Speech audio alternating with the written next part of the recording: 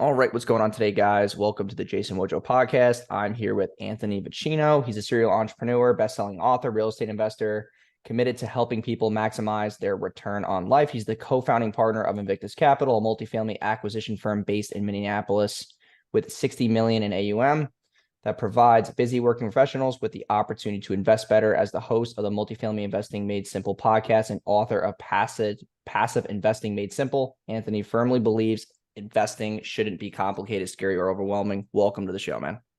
What's up, dude? Thanks for having me. Yeah, of course.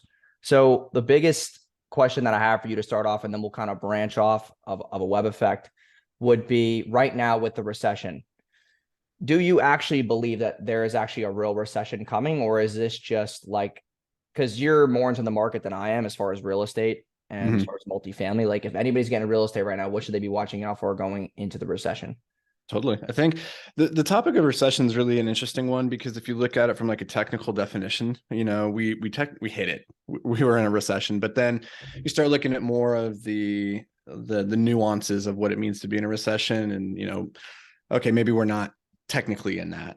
Regardless of what the future brings in terms of a recession, I think it's important to recognize whether it's in real estate or it's in business, there is no such thing as a good or a bad market. There's merely a good or bad market given your skill sets and your business plan, right? And so the things that have been working for the last 5-10 years, and whether that's in real estate or e-com, like they're probably not going to be quite as effective as a strategy moving forward. And so regardless of what the future brings, if that's recession or another bull market, is you have to be able to pivot and adapt your business strategy given the environment. And so two things that I think of a lot when it comes to being successful in real estate or just in business broadly is ample cash flow, ample reserves.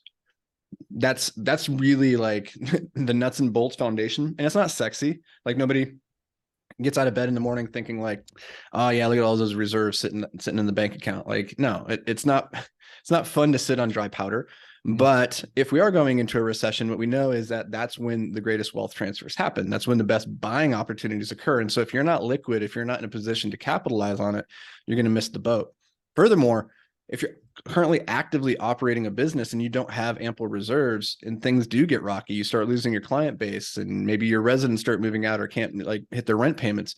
Well, the only thing that's going to keep you afloat is your reserves, right? And so you look back in 2007, 2008 and say, why did so many people get burned? Well, they got burned because their loans got called due and they didn't have the money to pay it off.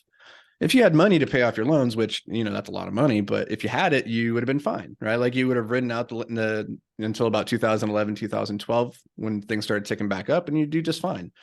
So the question is always, how do we avoid becoming a distressed seller? Like if we can avoid that, then we can ride out the rough times. And so the ways that you do that, reserves and then cash flow. Focus on cash flow, getting your revenues up, getting your expenses down. And typically expenses are the biggest lever that you can pull going into a recession, because when times are good, you ride fat on the hog. And, we were just talking about this before going live. Like you get the office building, you get the shiny, the shiny digs, all the cool furniture, all the cool expenses. And you think, yeah, why not? We can afford this because times are good. Clients are like renewing contracts left and right.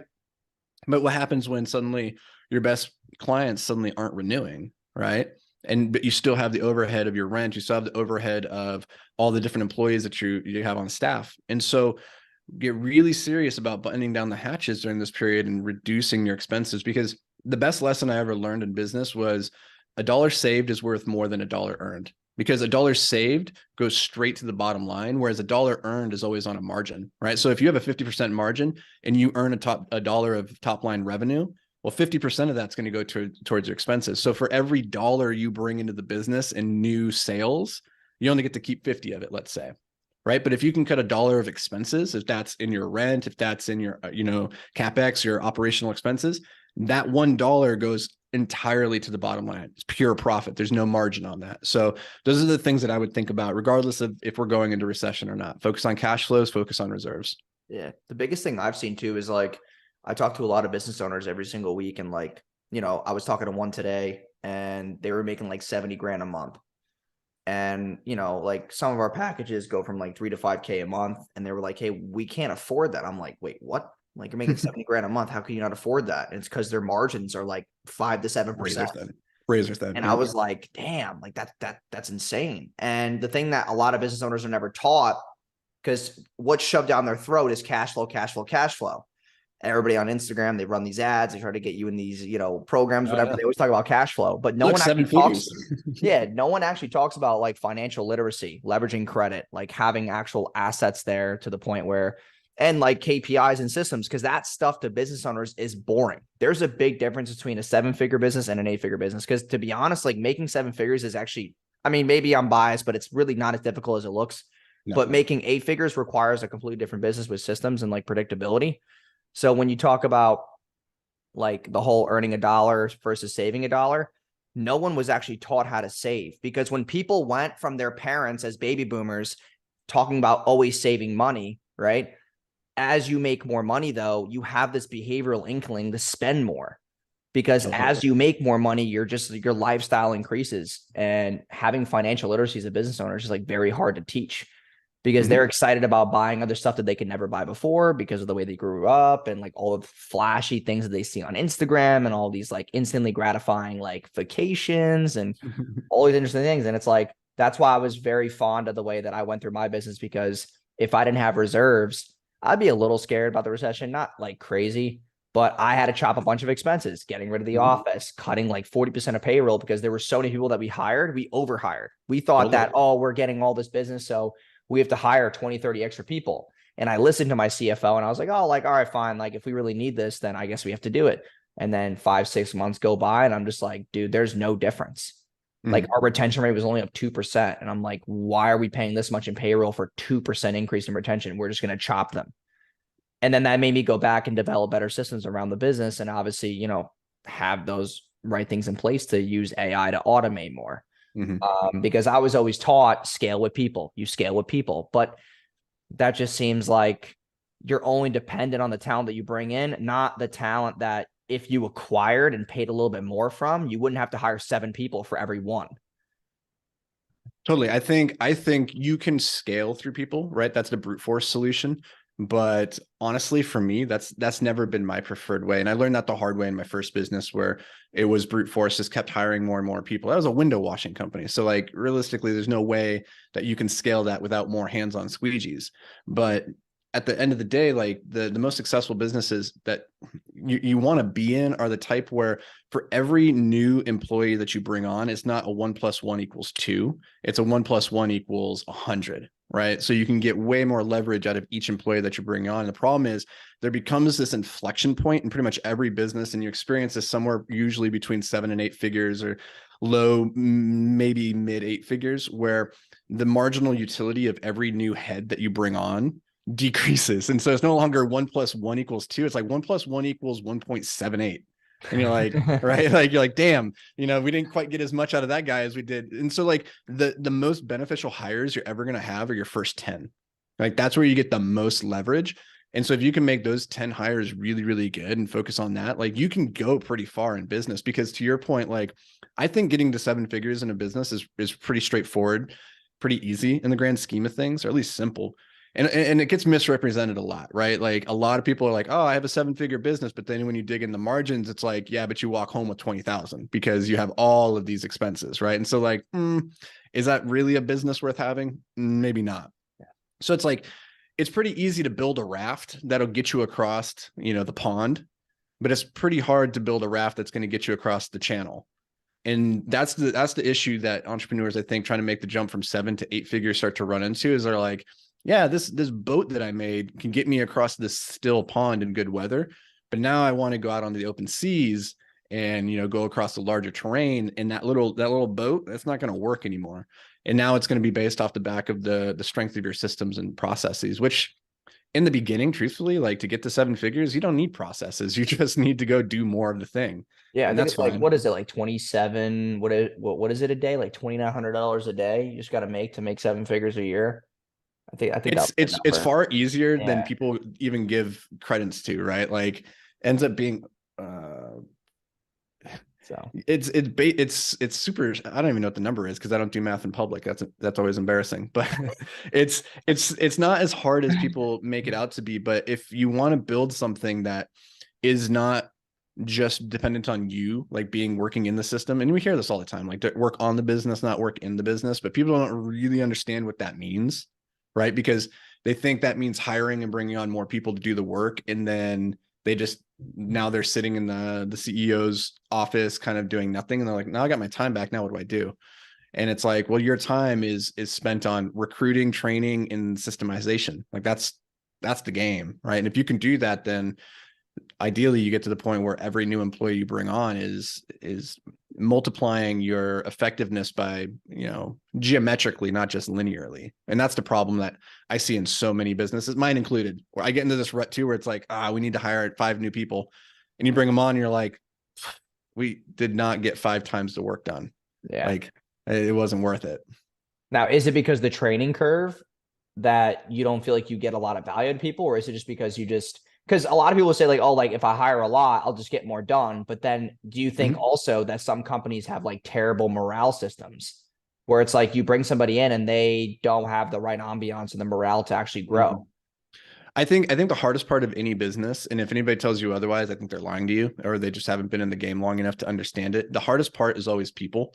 And that's not just employees, but that's also, vendors, that's customers, that's partners, it's other people. They're messy, and there's no one size fits all solution. There's no system that I can put into place where it's going to serve every human, because everybody has different wants, needs, and dreams. And so there's always a little bit of an art, a push and pull of like giving people what they want versus what they need. And that's going to be different for you than it is for me.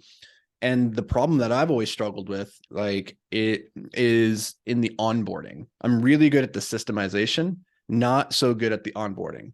And that was something that I had to really struggle with in the early years of my career, where I would bring people in, I'd have the great system, I'd hand it to them, and it's like, just go. And there's no hand holding. There was no building up process to get them into the system and set up for success. And so they failed. And I was always frustrated. And it wasn't until I started figuring out like how to effectively onboard people and train them in not just the task, but in the culture and the way that we think, because that's the more important thing. Like, you can teach a monkey how to do the job, but you can't teach a monkey how to think about the job. And it's the thinking about the job that's then going to allow them to like realize their unique genius. And that's then how you start getting the multiplicative effects of having like a rock star team, because everybody's now using their brains and thinking through problems in a way that's in alignment with the company's values. Yeah. That's a funny term you bring up, which was the genius thing. I actually went through like a big struggle, like probably 4 to 6 months ago, where I just kind of got bored. And with that kind of boredom, I didn't know anything else to like do or touch or play around with, to where I kind of lost my genius, because everything that someone would bring to me, like in the company, if someone asked me a question, I was like, dude, it's that easy. This is how you do it. And I was like, dude, everything's so easy right now. I need to get my genius back. I need to do something else. So I've been, dipping in other stuff, not like shiny object syndrome stuff that's going to allow me to sell the company for like a larger amount, because I want to exit by the time I'm 30. So I'm basically looking to buy like SEO based softwares that are AI driven to attach to the agency, so that I can get more organic leads and make it not about me, because I'm the face of it right now. So people see me on Instagram on the ads, and it's like I'm still a part of it. So I need to branch myself out and be able to say to somebody who wants to buy, like, hey, like, I don't need to be in the ads anymore. We have these 3 softwares that get us X amount of leads per day. And that's kind of how I want to run it. But yeah, like the whole genius part, I'm actually getting a tattoo because my mentor told me that. He's like, yeah, like you just lost your genius because you're bored. Yeah. So I'm getting a tattoo. It's like, never lose your genius. That's a good line. Yeah. So it's hard, because if you're good at what you do, you kind of start to build yourself out of it in a way. Yeah. Right. Like, and this is the curse of competency. And you see this in business all the time, where the person who's really good at sales gets promoted to become the sales manager. And now they're not doing sales. Now they're teaching other people how to do sales, but they were great at sales. They weren't great at training people. And so now they're maybe in an environment where they're not really well suited to succeed. And it's taking them one step away from what they were really good at and what they loved doing. Maybe it's the same with like as like the business owner. The longer you go, the more people you bring in, the more success you have, the further you start getting away from those things that you were first attracted to and enjoyed in the business. Because now you're managing people and you're in meetings all the time and you're thinking higher level rather than boots on the ground doing the work. And if you're not careful, you can lose, like you said, your genius or sense of like purpose. And that's when I think people get into a lot of trouble in business and they start making really bad decisions, is because they're bored and they feel rudderless and they're like, let's go that way. And it's like, whoa, whoa, whoa, whoa, Yeah. whoa. Well, yeah, Just that's because what you're happened to bored didn't me. mean we needed to change course. Yeah. So I started changing softwares. I was like, oh, we're using Slack. Let's use Basecamp. And then I realized how stupid that was because I wanted something new to work on. I realized that it ruined the system. And then I was like, let's not use ClickUp. Let's use Monday.com. And that ruined shit. It was like, Yeah. it was just this constant cycle because I was just looking for a newness thing to work on. Mm-hmm. But yeah. So, all right. The last thing that I wanted to finish with was, because you're in real estate right now with this market, are you looking at like Airbnbs more? I know you're into multifamily a lot, but what's the best margin, best bang for your buck right now as far as real estate? Is it multifamily, single family homes, fix and flip? Is it like lease arbitraging? Like, what is actually the best thing right now for people to be getting into? Dude, it's a good question. And honestly, the answer is it depends. Because again, like when we're talking about the market cycle not really mattering, it's about your skill set and business plan. Truthfully, you can make money doing anything in real estate. Like there's so many great avenues. You have to find your unique edge, right? At the end of the day, that's what investing like successfully really is finding where you can have a unique advantage and then leveraging that over and over and over. For us, our unique advantages are that we're locally based here in the Twin Cities. We're vertically integrated with our own in-house property management company, so we can operate assets at a far lower margin than our competitors can. And because we're local, we get deals off market. So we know multifamily. We've done it 30 plus times. We have $70 million of assets. So we just keep doing that over and over and over. That's our unique advantage, right? Like if I looked across the way and I'm like, you know what? Airbnb, I think I could get better yield there. Well, if I go over there, it's the shiny object. I don't know that world. I got to learn it, right?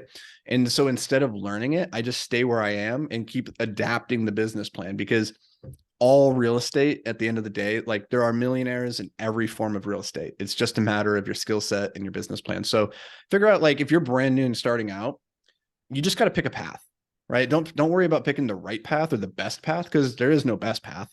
Just pick a path that suits your personality, something that you can be consistent with, because real estate is not a get rich quick game. It's a get rich slowly but surely game. Right. And so the longer you play it, the more likely you are to win. So just keep playing it. So pick a path that you can stick with. That's the most important thing, regardless of, market cycle, recession, or anything like that. If you can play this game for the next 10 years, you're going to do really well. I love it. All right, man. Well, I appreciate you hopping on the show. So where can they follow you right now? Because I know you have two podcasts, and then I don't know if you do stuff like on a personal brand level. Yeah, dude. Yeah. I would say if you're interested in learning more about what we do on the real estate side, you can check out the podcast, Multifamily Investing Made Simple. If you're interested in just learning more about what I do on the entrepreneurship side and what we've done there, we have a pretty big YouTube channel. So you can just look me up, Anthony Vicino. We put out a ton of content there.